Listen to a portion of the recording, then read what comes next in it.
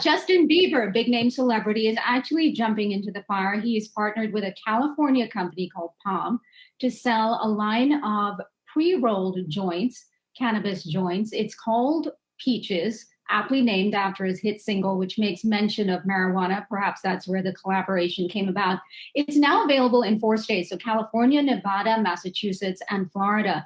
The company says that it wanted to get on board and launch this thing now because it wants to destigmatize marijuana and make it more approachable. So this is something that Justin Bieber's been really vocal about, the fact that he uses it, that it's helped him. In fact, he recently did an interview with Vogue, and I want to read you a quote that he said, and I'll read to make sure I get it right. Weed was something that I felt people tried to make me feel bad for enjoying, but I've now found a place in my life for weed products that have been beneficial in my human experience.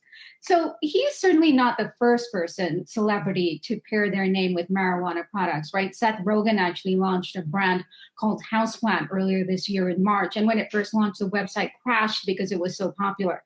And I don't know about you guys, I don't know what your musical tastes are, but singers like Snoop Dogg and Willie Nelson long had a taste for cannabis and have associated their names with those types of products as well. Guys, back to you. For sure. So then who's the target audience here exactly with this product backed by Justin Bieber? And also, can you give us an idea on pricing? Yeah, so interesting. So they are targeting novices, so first-time users and casual users. As a parent with a 13, almost 14-year-old, I'm a little bit concerned about that part of it because Justin Bieber is such a big name. And when I looked on the Instagram and stories at their ads, they look really innocuous and part of a healthy lifestyle. But, be that as it may, moving over to pricing, when I looked on the website, it looks like it's $50 for a pack of 7. There are various different flavors. You can also get mini packs for $22.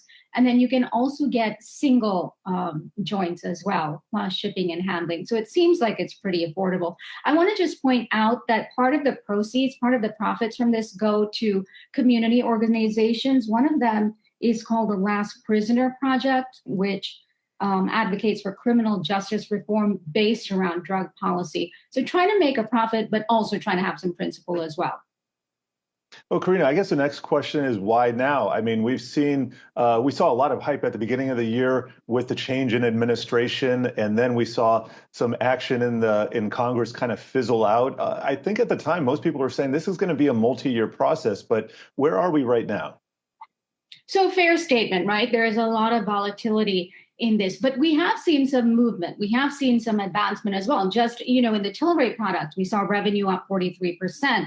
And then also this week, we've seen a bump up in some other big names, Canopy Growth as well, Sundial, another big name, on the back of earnings from Aurora, another Canadian cannabis company, which reported earlier in the week. And their results were better than expected. Not perfect, still a lot of red ink. So we saw year to date, sales have dropped 20%, but that's still comparatively better than some of its peers because Canopy Growth, I've said year-to-date sales are down about 45%.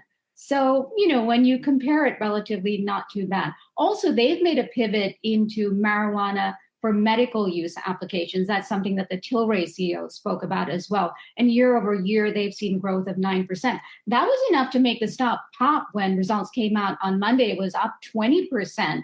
On the day. Yesterday, I looked, it was about 10%. Today, when I looked earlier on, it was up about 7%. But still, tremendous growth there.